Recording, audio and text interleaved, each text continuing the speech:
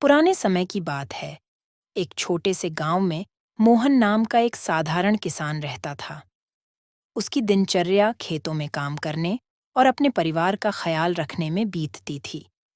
मोहन ईश्वर का परम भक्त था और हर दिन मंदिर जाकर भगवान से प्रार्थना करता था कि उसके परिवार की सभी कठिनाइयां दूर हों।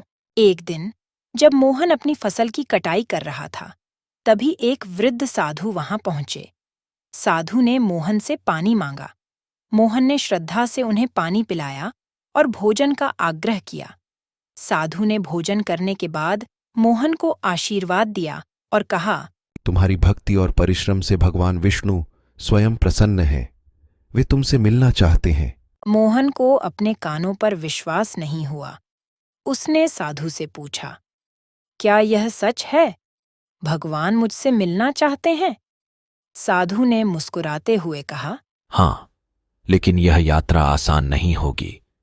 तुम्हें हिमालय के पर्वतों में जाना होगा और भगवान विष्णु की तपस्या करनी होगी। मोहन ने अपने परिवार से विदा ली और हिमालय की ओर चल पड़ा। रास्ता कठिन और चुनौतीपूर्ण था। उसे कई तरह की कठिनाइयों का सामना करना पड़ा, कभी तेज बर्फीली हवाओं का तो कभी भूख और प्यास का। लेकिन मोहन की आस्था अडिग थी। वह बिना रुके अपनी यात्रा पर आगे बढ़ता गया। कई दिनों के संघर्ष के बाद मोहन एक घने जंगल में पहुंचा। वहां उसने एक छोटी सी कुटिया देखी। कुटिया के अंदर एक साधु ध्यान मग्न बैठे थे। मोहन ने उन्हें प्रणाम किया और अपनी कहानी सुनाई। साधु ने उसकी तपस्या और भक्ति देखकर उसे एक मंत्र दिया और कहा, इस मंत्र का जाप कर तुम भगवान विष्णु का ध्यान कर सकते हो। मोहन ने साधु के बताए अनुसार मंत्र का जाप करना शुरू किया। कई दिनों की तपस्या के बाद भगवान विष्णु उसके सामने प्रकट हुए। तुम्हारी भक्ति ने मुझे प्रभावित किया है। मैं तुम्हारी सारी कठिनाइयां दूर करूंगा, लेकिन तुम्हें एक शर्त माननी होगी। मोहन ने तुरंत सहमति जताई और पूछा, भगवान, वह शर्त क्या है?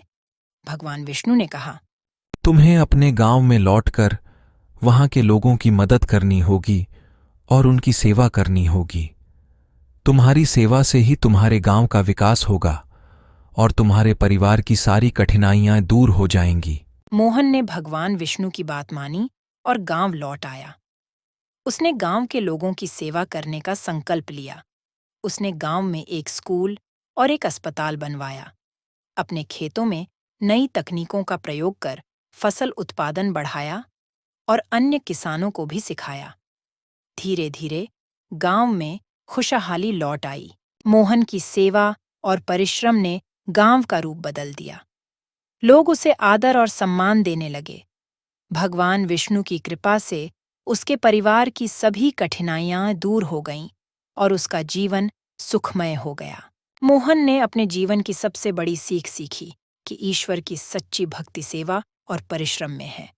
उसने अपने गांव को एक आदर्श गांव बना दिया, जहां हर व्यक्ति सुखी और संतुष्ट था। मोहन की कहानी आज भी उस गांव में सुनाई जाती है। यह कहानी हमें सिखाती है कि भक्ति और सेवा से ही सच्चे सुख की प्राप्ति होती है। ईश्वर का आशीर्वाद उन्हीं को मिलता है जो अपने परिश्रम और सेवा से दूसरों का जीवन सुधारने का प्रयास करते हैं। अगर आपको ये कहानी पसंद आई हो तो कृपया लाइक करें, कमेंट करें और हमारे चैनल को सब्सक्राइब करना न भूलें, ताकि आपको ऐसी और भी प्रेरणादायक कहानियां मिलती रहें। धन्यवाद।